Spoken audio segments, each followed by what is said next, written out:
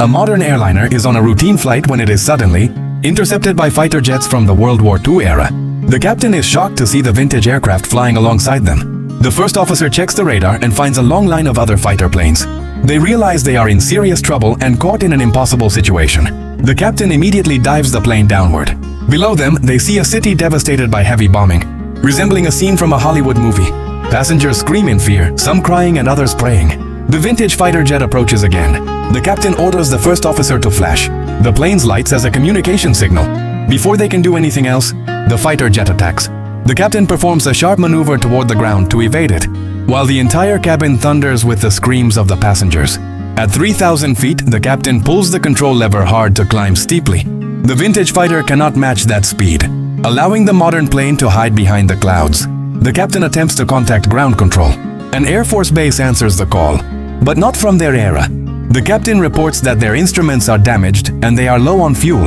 On the ground, a young man named Jack, working on the radar, is stunned. The radar he is using is still in development, and he never expected to use it to guide such an aircraft. Two history professors enter the cockpit and explain that they are flying directly over a major Wormhole battlefield. They reassure the crew that the Allies eventually won that battle. The situation escalates again as two more fighter jets appear and launch a missile. The captain turns sharply, but the missile's explosion shatters a window and disrupts the plane's balance.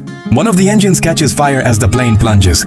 The captain quickly shuts down the engine and manages to extinguish the fire, stabilizing the plane despite the emergency. A scientist suggests giving the modern plane's radar to Jack in the past so he can guide them to land. Passengers quickly assemble a small parachute with the radar and throw it out.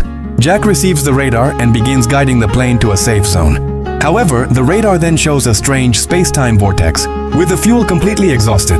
The captain decides to fly into the vortex. Chaos erupts inside the plane as they pass through the swirl. The plane finally emerges on the other side, back in the modern world. After landing safely, the captain meets an old man in the cabin who turns out to be Jack.